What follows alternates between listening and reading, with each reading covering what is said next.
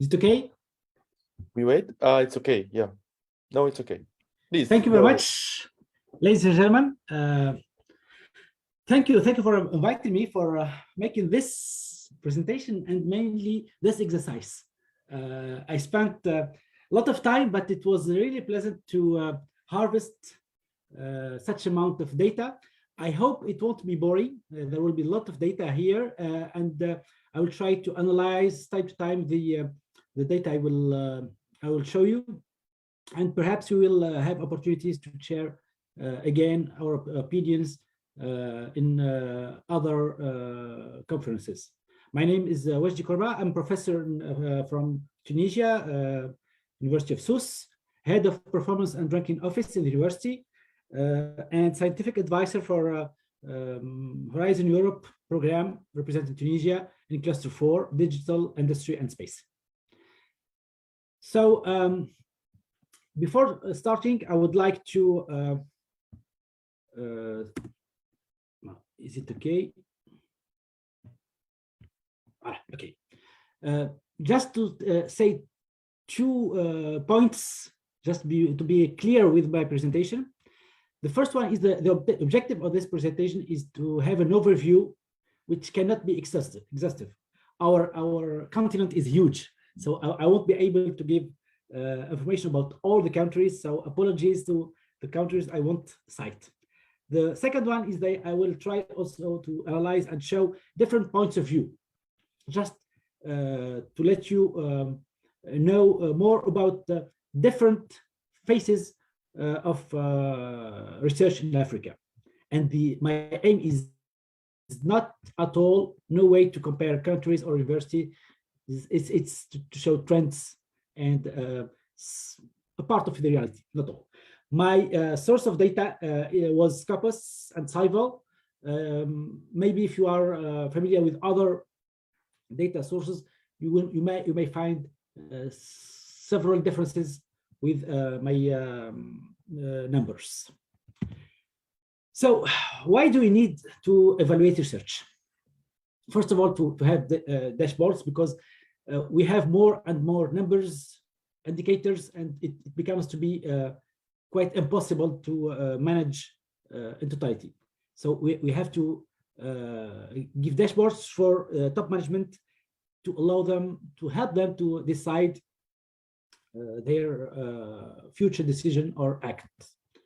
Also to show strengths, specificities, weaknesses for each country, for each university, for each researcher or lab, identify excellency, that's important, and also to prepare the future, to make our actual current decisions fitting the trends and the future of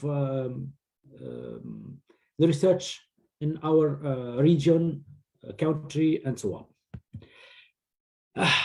The problem is that it is very difficult to evaluate research, because you always ask yourself, do you evaluate the quantity, quality? How to evaluate quality? It's very, very different. It's very difficult. And also it's a trend of our society. Today, we don't say that a book is good because we read it.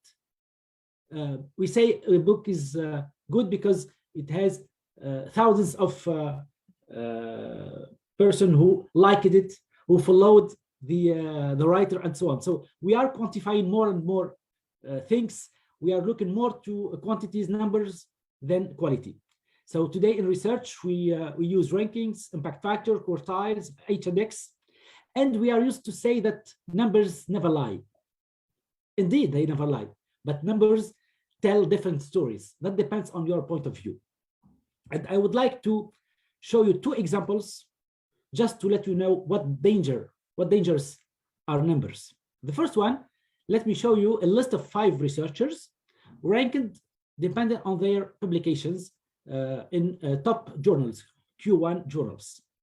If you look to the first and the fourth researchers, you will see that they have almost the same number of papers, but the first one has 100% of his papers in Q1 journals.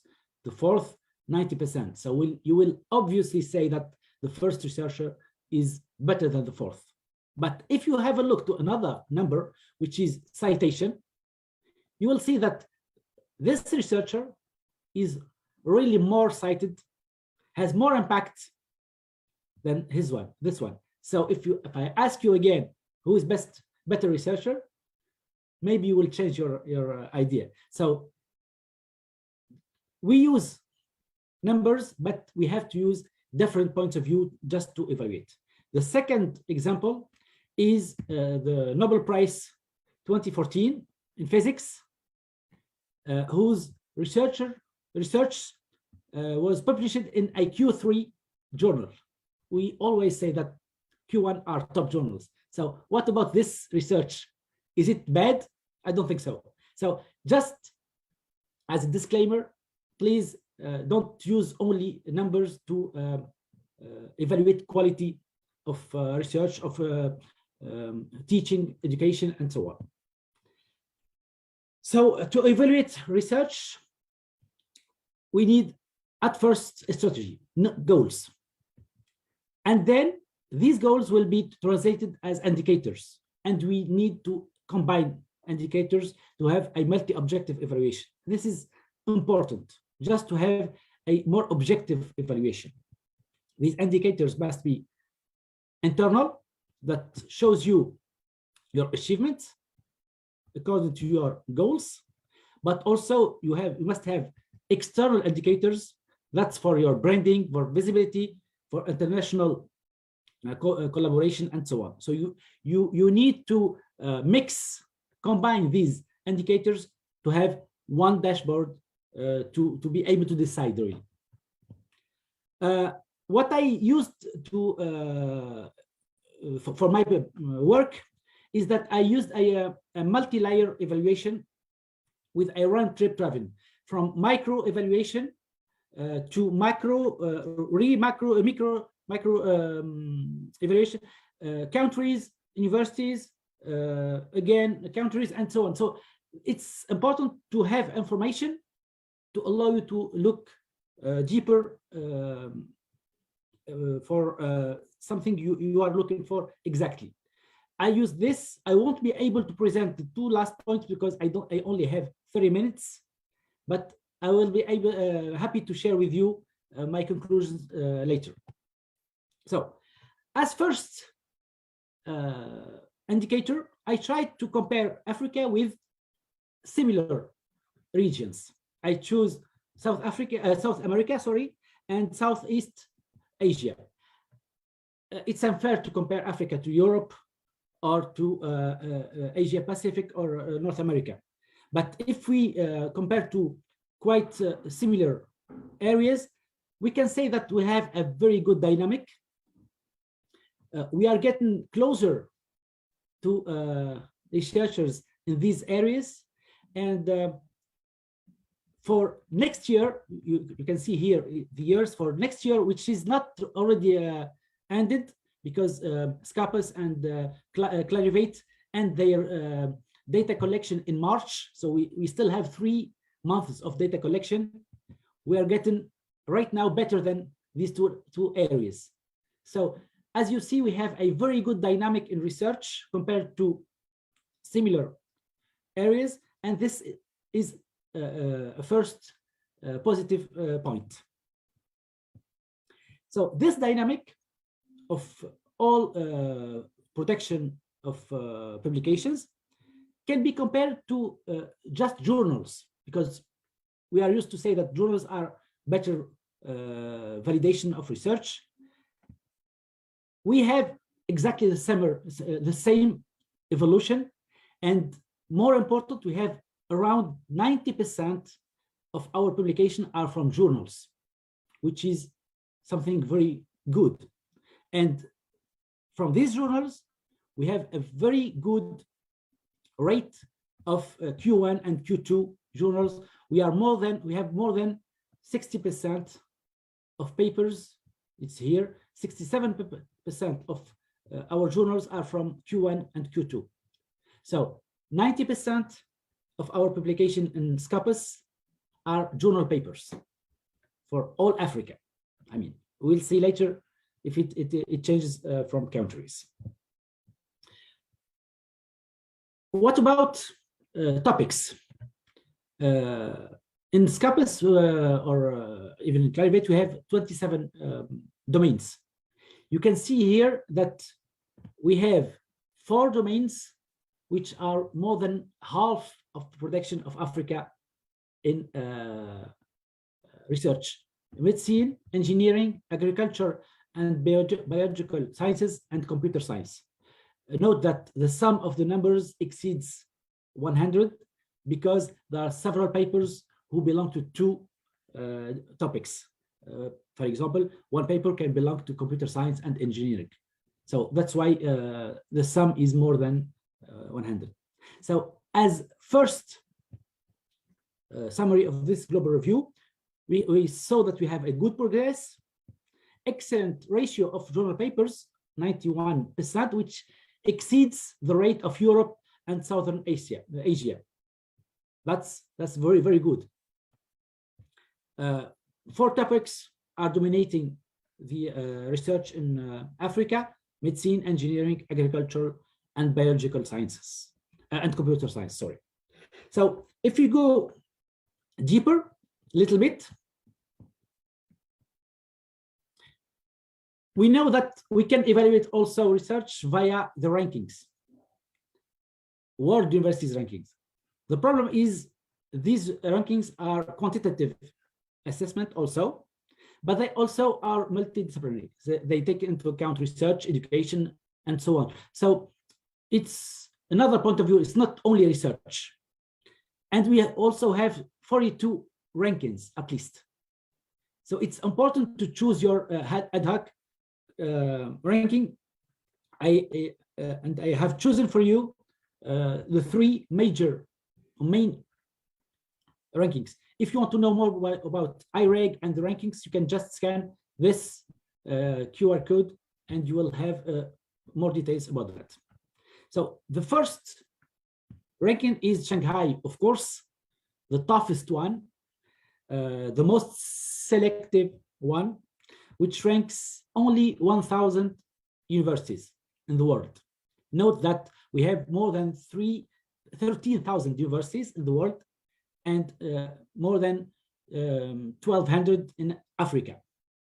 So in this very selective ranking, we only have 18 ranked universities. 9 from South Africa, 7 from Egypt, and just 1 from Nigeria and Ethiopia. The top 3 universities in this ranking are Cape Town from South Africa, University of Cairo, Egypt, and University of Witwatersrand from Johannesburg, South Africa. So only less than 2% of our universities in Africa are ranked. That's very, very difficult for us. It's a very hard ranking. QS ranking ranks 1,400 and 32 universities from Africa, again, Egypt and South Africa as top countries, but we can also find Tunisia, Sudan, Ghana, Kenya, Morocco, and Uganda. This is better for us. It's more accessible ranking. And we have Cape Town, #1, again, University of Johannesburg, and the American University in Cairo as top 3 universities in this country, in this ranking. The last one is Times Higher Education, which ranks 2,325 universities, and here 95 universities from Africa, with a great effort from Egypt and South Africa again. Algeria and Nigeria, who are ranking half of their universities almost in this ranking. Very good performance of Morocco and Tunisia, who are ranking 2/3 of their universities in this international ranking. And we can also find Ethiopia, Tanzania, Botswana, Kenya, Mauritius, Mozambique, Namibia, and Uganda. And the top 3 universities are here: Cape Town, Witwatersrand, and University Stellenbosch University. So through this evaluation by ranking, we can say that the top university in Africa is Cape Town, because it's first in the 3 major rankings, but we have also Witwatersrand also ranked in 2. We have 17 countries represented, but the problem of this ranking that they are quite selective, and you need to have a minimal number of scientific production to be ranked. So it's not easy to be there. That's why I tried to show the production of the more than 50 countries in Africa. You have all the countries here, but the problem is it's quite unreadable. I mean, more than 50 countries, it's difficult to find yours. So I will limit to the 9 first countries to be able to analyze and give more details. And here are the 9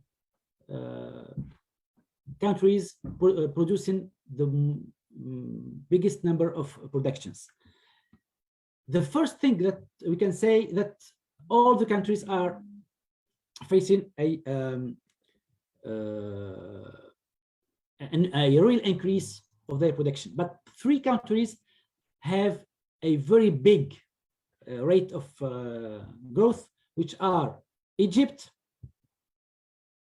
here Nigeria, and here Ethiopia. Their curve are increasing more than the others, and they are getting more and more production in numbers. The problem is that it's not a problem. If we compare to journals production, only journals, we find exactly the same curve, which means that the number is increasing in journals as well as in global. So this is very important because journals are more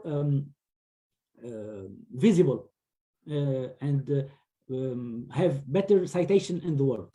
But this kind of chart may be unfair for several countries because these countries don't have the same shape, the same size, the same population. So if we change our vision and give the production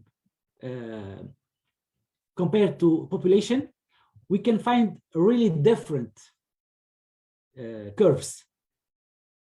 So for the 6 first countries in Africa, the number of papers divided by the number of population is also an increasing function. This means also that our production is growing more than our population. This is very good. But this also shows that our can have small countries producing very big research in number compared to their population. So, as I said, this is a quantitative. These are just numbers. What about the quality of this research? The first indicator of quality is the percentage of your papers in the top journals. This chart shows the percentage of local production in the top 5% journals in the world, which is a very, very, very good indicator. And here we can find some differences in the ranking. You can see that Kenya is making something tremendous. I mean, 16% of its journals papers, are in the top 5% journals in the world, which is something really excellent. The other countries are less, but we are still, in all these countries, more than 5% of production in top 5% journals. and it's still a very good performance, even if it's different from a group to another. The second qualitative indicator is the international collaboration. And here, this chart represents the percentage of papers of each country having other nationalities as co-authors. And we still have here with Kenya something unusual. More than 75% of papers are co-authored with foreign other countries, which is largely superior than the world average. They are all more than 40% of collaboration. So this also shows the dynamic of the country as regards to the collaboration with other countries. The most part of biggest part of this collaboration is with European countries, but we can find really very different collaboration. Asia, America, Africa also, it's less. This is the only perhaps negative point I found, is that the part of African collaboration in this part is still very few compared to other areas. Third qualitative indicator is the collaboration with industry. So here the percentages are very low, but you have just to know that the international level is around 1.2, 1.3. So even the countries who are here are not far from this average of the world, but we still have champions of collaboration: Kenya, South Africa, and Ghana, who are exceeding 1.7% of papers realized with industry, made with industry. Very important indicator of quality is fundings, research fundings. So according to Scopus, we can see here the amount of awards each year with the international funding organizations. So almost all the countries are very close. Only South Africa is really making something very, very different. And as we are with the EURAXESS, I tried to show from this what is the part of European funding. So if I look to only the European funding, which includes H2020 and FP7, we still find exactly the same curves, the same evolution.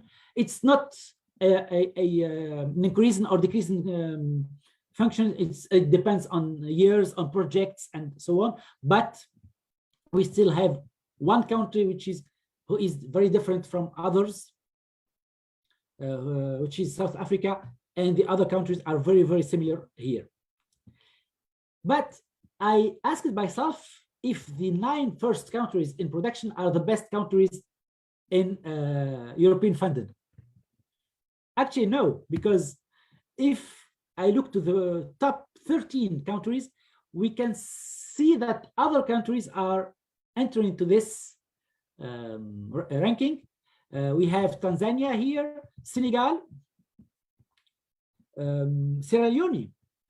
You can see here something. I'm not specialist of European funding. Dr. Ahmed can say more than me about that, but we have several data which are quite interesting and encouraging. I don't know, I still have time, Ahmed? Yes, yes, please go ahead. Yeah. Okay. I'm trying to get fast to show everything, but I'm afraid that there is a lot of data at the same time. Someone asked about the slides. I will send the slides to Dr. Ahmed to share the slides with great pleasure with the participants. So as I said, that for European funding, we can find that almost all these countries are quite similar in amount of European funding. Only South Africa is out of this this group, this cluster. The last qualitative indicator is the citation impact. So let's just explain what does it mean, the field-weighted citation impact. One means that you are in the average of the world. Your number of citation of your papers is exactly in the average of the world, and all these 9 countries are making better than the average of the world. We have something very special these 3 last years, that our top 9 countries are getting very close in performances, but these performances are very good, because when you see that you have 1.2, that means that you are receiving 20% citation more than the average of the world. And I can tell you that in 2022, Africa will have the best average in the world, better than Europe, than America, than Asia, in the field-weighted citation impact, which is something I discovered yesterday, and something to be really proud of our research in Africa. So I'm speechless. I'm speechless regarding this indicator being better than Europe, North America, and Asia Pacific in citation in the world in 2022. It's not finished yet. Perhaps in the minute 90 there will be a different result, but right now it's something very, very great. So I tried with these 9 countries to extract the top 5 domains for each country. So you can find here the 9 countries with alphabetical order, and here the best, the biggest number of papers, domain 1, domain 2, 3, 4, and 5. So really it's an unreadable table. So I tried to change the way to see it. And if you look at it like this, it's easier. You can say that the 3 countries on the left are very, very, very similar. Here, you see colors. Each color represents a domain. Huh? It's easier to identify domains. The 4 countries here are very similar. Very, very similar. You can say Ethiopia and Kenya. It's almost the same numbers, even, not only the domains. So I think I cannot really, as a scientific, I cannot really say it with 100% confidence that our researchers are following our similarities of geography, of culture, of people, and so on. Because here you have the 3 countries of North Africa. Here you can find very close countries. The only differences are with Egypt and South Africa. Egypt is in North Africa, but it's an Anglophone country, so it has several differences with Tunisia, Morocco, Algeria. And South Africa is quite different also in its decision. But when you see these 2 columns Ethiopia, Kenya, and these two, Tunisia and Morocco, same domains, even same numbers, same percentages.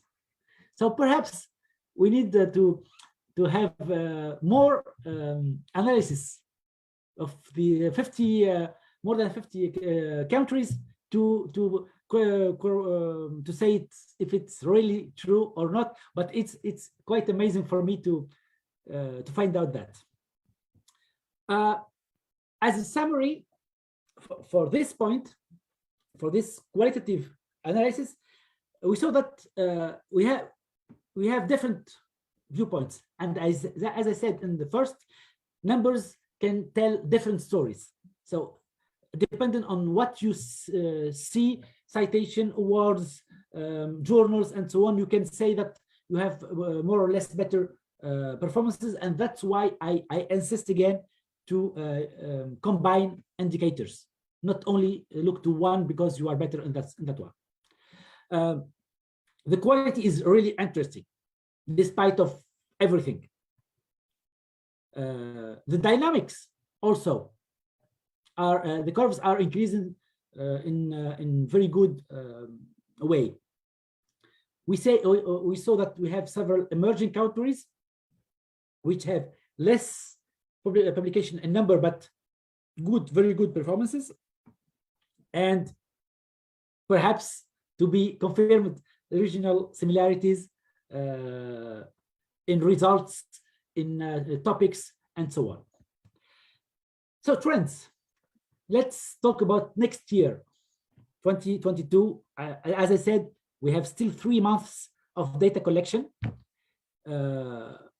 Of course, it's normal that you can have less papers right now, but it can also increase. But let me just show you 3 countries who already have more papers than 2021, with 3 more months to data collection, which are Egypt,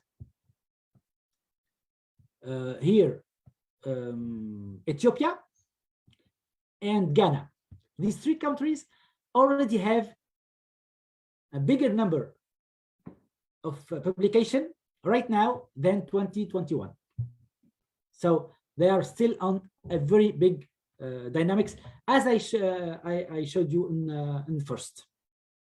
So as I showed you, we have several topics which are very dominant: medicine, engineering, social sciences, and agricultural and biological sciences.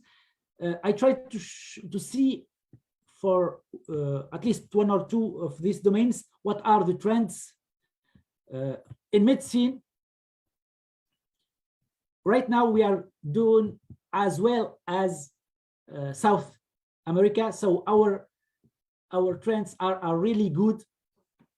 Perhaps we will join them at the end to become top, the first one in this chart. Also, sorry, no, this is not medicine, this is engineering. Sorry, there is a small mistake. Also in engineering, we are doing right now better than in 2021 and still counting. So the trend is very good. Look, that it's normal that for other areas the number is still less than last year. It's still counting. So I hope it wasn't hard to follow, because a lot of data, a lot of charts, but I want to insist on several points. The first one, that I still have 2 layers and I don't have time to talk about these layers, is to analyze domain by domain, but also university by university, the top universities and the top researchers. We have nowadays the ranking of the top 2% researchers in the world based on their H&X. We have a lot of African researchers. It's kind of honor, a pleasure to see that we have a lot of colleagues from Africa competing in such ranking. We saw that we have very variable performances, but interesting in overall. We can be more or less good in one indicator or two, but in general, it's very, very good. We have emerging countries with small shapes, small production, but good quality. Areas of excellency, when you see that you have 6 countries out of 9 who are first in medicine as topic, it's something which must lead us to conclude that this area is very important for these countries. But as we are with the African Academy of Sciences, I want to throw a stone in the lake, like we say. Why don't we have an African ranking of universities? I mean, we are running with very tough rankings. Rankings are not shaped for us. If we talk about Shanghai, 50% of the score is about having a Nobel Prize in your alumni or professors. I mean, that's not fair. So the Arab League of Universities, which has 2,000 universities, will launch its own ranking in January. Ranking shaped to Arab universities. So they will be able to compete with similar universities in shape, in finances, in numbers, in culture, and whatever. I mean, and I think that it's time for us to have our regional ranking. First of all, to take into account our specificities, cultural, regional, whatever, but also to be ranked with universities who are similar than us. I always explain to my colleagues that being 1,000 in ranking Times Higher Education, for example, is very good, because when you are 1,000 out of 13,000 universities, it's very good. But 1,000 is unfair when you compare me to MIT or Cambridge or Oxford or whatever. So let's compare universities and also push them to run for a ranking where they will be evaluated on their real performances, not on expected performances in Europe or North America. I won't be longer. Sorry if some parts were boring.